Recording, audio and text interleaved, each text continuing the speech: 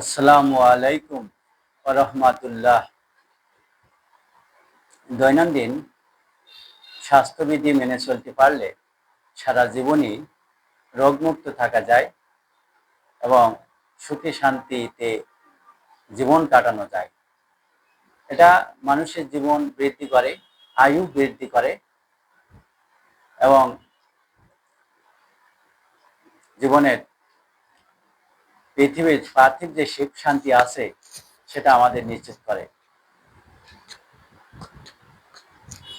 আজকে আমি স্বাস্থ্য বিষয়ক কয়েকটা বাণী সকলের উদ্দেশ্যে বলছি।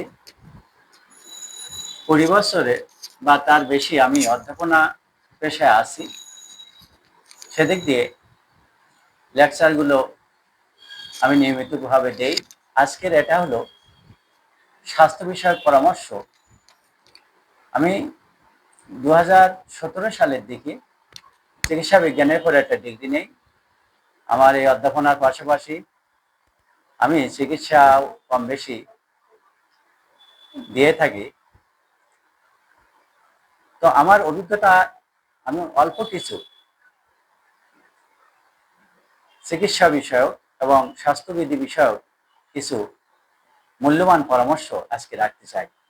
কারণ সুস্থ শরীর না থাকলে জীবনটা ব্যর্থ জীবন, জীবনে উন্নতি সম্ভব না। সকাল থেকে রাত পর্যন্ত আমরা সাধারণত কি কি করতে পারি সুস্থ থাকার জন্য? 1 নাম্বার, সূর্য উদয়ের আগে ঘুম থেকে উঠতে হবে, আর ঘুমানো যাবে না। বলা হয় early to bed and early to rise makes a man healthy, wealthy and wise. 2 number পরামর্শ, সকালে ঘুম থেকে উঠে খালি পেটে 1 গ্লাস বিশুদ্ধ পানি পান করতে হবে। আমরা বসে পানি পান করব, কখনো দাঁড়িয়ে পানি পান করব না।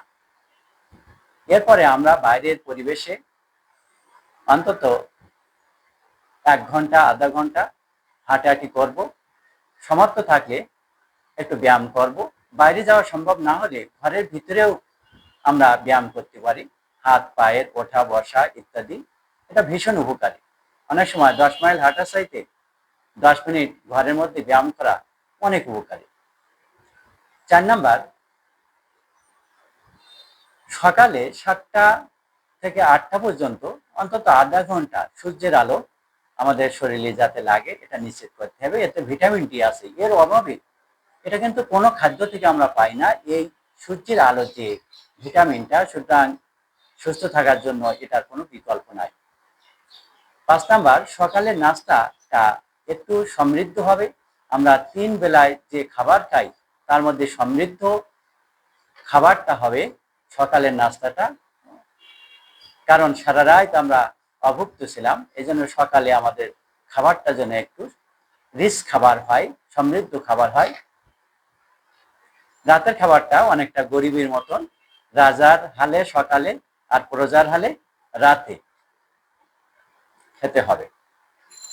6 নাম্বার, কিছু দেশীয় ফল আছে, এগুলো আমাদের জন্য আয়ুষ্কর। যেমন একটু পাকা পেঁপে, পেয়ারা, মৌসুমীর ফল, এগুলো দামে ভীষণ কম। 1 কেজি আপেল 400 টাকা, কিন্তু দেখা যাচ্ছে 1 কেজি পেয়ারা মাত্র 50 টাকা। কিন্তু ওই আপেলের চাইতে দ্বিগুণ এর মধ্যে ভিটামিন শক্তি বা জীবনী শক্তি রয়েছে। 7 নাম্বার, শাকসবজি ফলমূল আমরা বেশি করে খাবো। শাকের মধ্যে পালং শাক, মিষ্টি আলু, ডুমুর, মশা, থোড়, কচু শাক, কচুর পাতা, এগুলো খুব আয়ুষ্কার। এগুলো দামে সস্তা, গরিবের খাবার বললে কি হবে? এগুলো ছাড়া আমরা রোগমুক্ত থাকতে পারবো না, সুস্থ থাকতে পারবো না। এগুলো আমাদের প্রতিদিন না হলে মাঝে মাঝে আমাদের এগুলো খেতে হবে। 8 নাম্বার, প্রতিদিন কিছু বাদাম বা বাদাম জাতীয় খাবার আমাদের খাওয়া দরকার। প্রতিদিন না হলে অন্তত 1-2 দিন পর পর এটা ভীষণ প্রয়োজন আমাদের শরীরের জন্য। 9 নাম্বার, মাংস যত সম্ভব কম খেতে হবে। তবে সামুদ্রিক মাছ আয়োডিনযুক্ত যেহেতু আমাদের আয়োডিনের ঘাটতি পূরণ করতে পারে, থাইরয়েড ইত্যাদি থেকে আমাদের মুক্ত রাখতে পারে। এরকম সামুদ্রিক মাছকে আমরা প্রাধান্য দিতে পারি। চাষের মাছ যেমন তেলাপিয়া মাছ, এরপরে দেখা যাচ্ছে পাঙ্গাস মাছ, কই মাছ, এগুলো চাষের হয়, এগুলো যত সম্ভব আমরা এড়িয়ে চলতে পারি। 10 নম্বর, প্রতিদিন 2-3 লিটার করে কমপক্ষে আমরা বিশুদ্ধ পানি পান করব।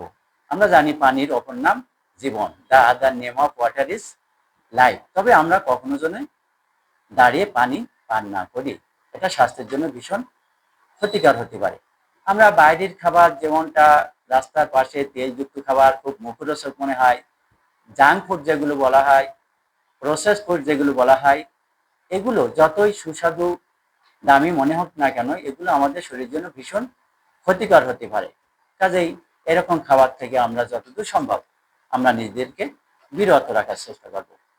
11 নম্বর, রাতের খাবারটি পরিমাণের জন্য সব চাইতে কম হয় 3 মিলির মধ্যে। কাজেই আমরা জানি সকালে রাজা রাতে প্রজা, খাবারটা যেন ঠিক ওই রকমটা আমরা বজায় রাখতে পারি। 12 নম্বর, কোনো বিষয়ে অতিরিক্ত হতাশ হওয়া যাবে না। আমার সৃষ্টিকর্তা যেটা নির্ধারণ করে রেখেছে, এর বেশি কম কেউ পৃথিবী করার সক্ষমতা রাখে না। এই বিশ্বাস রেখে আমরা যেন হতাশা থেকে বিরত থাকতে পারি। নেগেটিভ চিন্তা কখনো করব না, পজিটিভ চিন্তাই আমাদের সুস্থ রাখতে পারে। 13 নম্বর, হিংসা, বিদ্বেষ, পরনিন্দা, পরশ্রী কাতরতা, লোভ, অহংকার, কাম, ক্রোধ, অতিভোজন থেকে আমাদের বিরত থাকতে হবে। 7 ডেডলি সিনস বলা হয়। ডক্টর কস্টাস ক্রিস্টোফার মার্লো এই আমাদের জাতীয় বিশ্ববিদ্যালয় সিলেবাসের 3rd ইয়ারে রয়েছে, এখানে 7 ডেডলি সিনস বলা হয়। এই 7 ডেডলি সিনস থেকে আমরা বিরত থাকলে আমাদের কোনো ডাক্তারের কাছে যেতে হবে না, ইনশাআল্লাহ। 14 নম্বর, ধর্মীয় নীতি পালন করতে হবে। যার যার ধর্ম সবসময় কিন্তু শ্রেষ্ঠ নিয়ম নীতি অবলম্বন করে। ধর্মই হলো পরম ধর্ম। এই কারণে যার যে ধর্ম আছে আমরা সেটা যদি নিয়মিতভাবে পালন করি, মনে প্রাণে পালন করি, তাহলে আমরা সুস্থতা অবলম্বন করতে পারবো, রোগ মুক্ত থাকতে পারবো। 15 নম্বর, পরের উপকারে আমরা যেন নিজেকে নিয়োজিত রাখতে পারি। যাকে উপকার করছে সে আমাকে ক্ষতিও করতে পারে, কিন্তু আমার প্রতিদান দিবেন আমার সৃষ্টিকর্তা পরকালে। 16 নাম্বার, সকাল সকাল ঘুমাতে হবে। সকাল সকাল ঘুম থেকে উঠতে হবে। তাই রাতে 10টা-11টার মধ্যে ঘুমাতে যাওয়া উচিত। রাতে যেন কমপক্ষে 6 থেকে 7 ঘন্টা ঘুম নিশ্চিত করতে পারে, এটা সুস্বাস্থ্যের জন্য একান্তই দরকার। তাই বলা হয় early to bed and early to rise makes a man healthy, wealthy and wise. এই 3টা জিনিসই পূর্ব সত্য। আমাদের একটু আগে আগে ঘুমাতে যেতে হবে। অসুস্থতার মূল কারণ দেরি করে ঘুমাতে যাওয়া, রাত্র জাগরণ করা। তারপরে অধিক শারীরিক পরিশ্রম করতে হবে। আমরা বিলাসী জীবনে যারা, অলস জীবনে যারা অভ্যস্ত, তাদের রোগ ব্যাধি অত্যন্ত বেশি পরিমাণে আক্রমণ করতে পারে এবং এটা আমাদের সুখকে বিনষ্ট করে। এবং আমার সৃষ্টিকর্তা তিনি নিজেই বলেছেন, আমি তোমাদের সৃষ্টি করেছি কঠোর পরিশ্রম করার জন্য। সুতরাং যাদের কাজও নেই, নিজেই শারীরিক স্বার্থে আমরা বাড়ির জন্য কিছু শারীরিক পরিশ্রম করি। এটা আমাদের সুস্থতা, মানসিক সুস্থতা, শারীরিক সুস্থতা, স্পিরিচুয়াল লাইফ, আমাদের ফিজিক্যাল লাইফ, আমাদের mental life, harmonious development of the body, mind আর সোল সবকিছু নিশ্চিত করবে এই উপদেশাবলী আমরা মেনে চলার চেষ্টা করি। ডাক্তারের কাছে যেতে হবে না, নিজেই। Prevention is better then cure, এটা মনে রাখলে আমার মনে হয় সুস্থতা এবং অধিক আয়ুষ্কাল নিশ্চিত করা সম্ভব হবে। সকলকে ধন্যবাদ। আমরা এগুলো মেনে চলার চেষ্টা করব।